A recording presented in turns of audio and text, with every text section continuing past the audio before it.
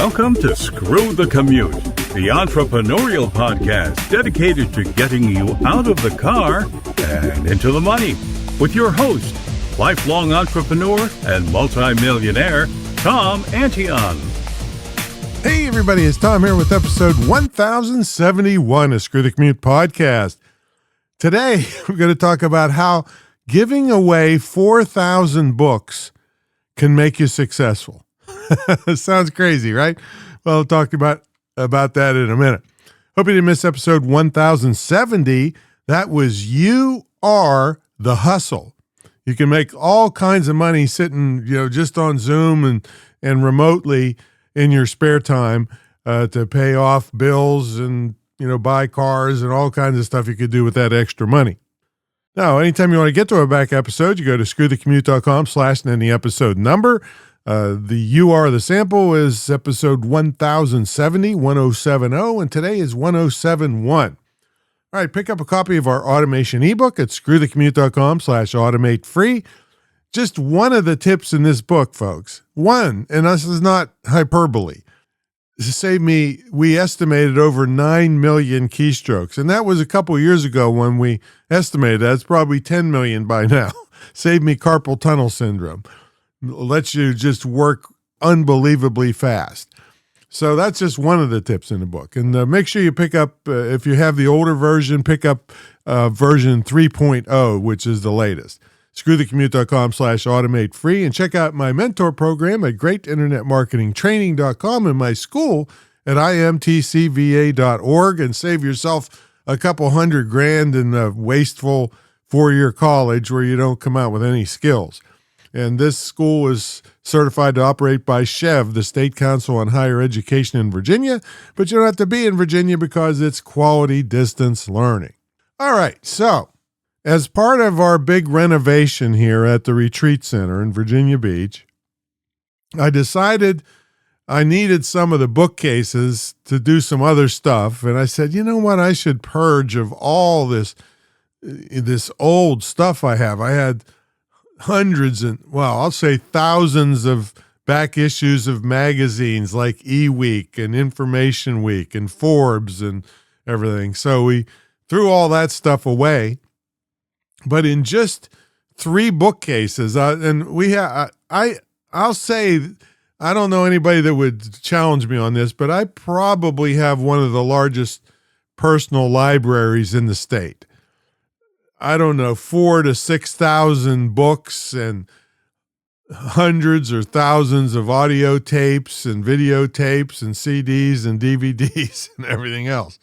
So, but anyway, I decided to start cleaning some of this stuff out, and I was going to donate it to the local library. So I called them up, and our first load just from 3 bookcases was 760 books. And I thought, I should call ahead of time maybe before I show up with 760 books. And they said, oh no, that'll overwhelm us. We only, organize books and take books on Friday mornings, and just bring only 200 at a time. You can come every Friday, but we can't take 760 from just one person. So I said, I'm glad I called, because I don't want to show up with this trailer full of books and have to bring them home. So anyway, dusted them off and went through. Now, they won't take any old computer books. I mean, I had Windows XP books from 2005 and Windows Vista books, and I had a lot of that stuff where I just had to throw it away. I was going to burn it, but I thought that's a lot of toxic ink smell in the neighborhood, so I better not put it in my fire pit. And those of you that have been to the Retreat Center know that my whole, what would, in this great big, mansion kind of house, the formal dining room and the formal living room, when you come in the front, that's what I turned into libraries as soon as I bought the place back 25 years ago. So those have been gathering and increasing books. So, I have probably 300 to 400 just books on public speaking and humor. And my old saying is, books are your friends. And what's funny is I used to go, I did a lot more travel for my flying, all over the world, really. And it would always really be upsetting to me on what books I could take on the plane and what I had to leave home. This was before, Kindle and all that stuff. And so I'd take maybe 3 books I could take with me. And I usually have 12 of them going at once, all nonfiction. I've only read 2 nonfiction books probably in the last 30 years, I imagine. So I'm donating these books, and I'm thinking as I look through, because I'm going through each one and throwing away ones I know they don't want, or some that I really want to keep, I put in a different bin. And I'm looking at each one because I'm dusting them off and making sure that it's, the library will accept them, because they told us what they would take and what they wouldn't take. And I'm looking at things that I've studied. I read this book 10 years ago and it's still current. The ideas I got from it, and another book. I mean, like I said, we went through 700 of them in one day. All right. And I remember somebody gave me this book, and I remember this other book I bought for everybody in the crowd, like 300 copies of this book that this judge wrote, because everybody hated him, and he decided to write thank you letters. I think it's 365 thank you letters is the title. And I was so moved by it that I bought one for everybody in the audience. So I had that one. I was thinking about how wonderful that concept was and what I learned from it, and gratitude. And, so I'm all day I have this kid that helps me on Sundays, and we're going through these, and there's one story that I got to tell you from the time I was cleaning the books out. Oh man, I almost busted a gut laughing about this. One of my students gave me this giant, I think it's some kind of really valuable print. I mean, we're talking 3 by 4 foot frame, and it was this giant thing of the Beatles. And it was in front of one of the bookcases, leaning up against it, and I had to move it to get to the books that were behind it. And this kid, he's 16, going to be 17 this week. So this kid said, "Hey, who's that band there?" It's the Beatles, right? I started laughing, thought he was joking with me. And I said, "What are you kidding? Who's this band?" And he said, yeah. Who is it? Who is it? He says, I think I know who it is. It starts with a B. I can't remember. This is this kid talking. Starts with a B. And I'm laughing. Yeah. Now you got it. And he said, yeah, the Beastie Boys. It was the Beatles. The Beastie. He thought that was the most famous band in history. Oh man. So anyway, we packed up all these books. There's all these totes are stacked everywhere. We got 12 totes, and they got too heavy, so we couldn't fill them up fully. But the bottom line on this episode is that your knowledge is one of the most important keys to your success, because they can never take that away from you, no matter what happens in the economy.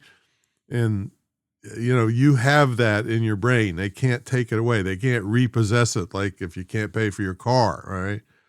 It's not the only key, because there's plenty of people that have tons of knowledge that don't do crap. I mean, there's a lot of PhDs that have enormous amounts of knowledge, but I mean, I knew one that was working a trade show booth with a PhD because they couldn't get a job anywhere. So having the knowledge is one of the major keys to your success. Like I said, you got to do something with the knowledge, but having it and gathering it is one of the most important things you could ever do. And now you can listen to the books now, and they have the shorter, audio books to get the ideas, the major ideas, instead of having to read the whole book. Now, I'm not suggesting that you're lazy, that you should be lazy, and I'm not suggesting you have to have 4,000 of them before you can be successful either. I was just thinking about this as I was looking back over my career and all that I learned from these books. I mean, books are your friends. See? And now I got, I don't know how many on Kindle books now, so I don't have to worry about going on a plane and running out of books. All right. Now, the success of these books and all the knowledge they gave me has led to millions and millions of dollars in consulting and mentoring fees. It's bought this $2 million retreat center, all the vehicles, the cars and trucks, and all my hobbies and my motorcycles and quads and all the stuff is paid for this. And one other sidebar on the library thing, you get a certificate from them signed, and then you can put the reasonable amount of the value of your donation, and you can take that as a tax deduction. All right. Now, I'm not giving you tax advice, but I was thinking about giving them to a used bookstore, but then I wouldn't get a tax deduction over it. So that's another big benefit of this besides the knowledge. But I want you to read or at least listen to a lot of different things and get the knowledge from them. And that's going to mold you into a very valuable person in whatever field you decide to go into. Mine is all marketing and sales and internet and all that stuff, but you might be in a different field. So there's bound to be books out there, and maybe you should write one. I mean, I've written 25 of them. And yes, I have some unique concepts, but it's all molded from what I've learned over the years. See? So all kinds of good things can come from dealing with books. And I just happen to be cleaning them out of here. But even if I give it to the library so they can do something with it and pass it on to somebody else and have success, it's already in my head. I'm not, throwing things away. I'm giving opportunities for success inexpensively because they're going to sell them off cheap or put them in their own library there so people can read them for free.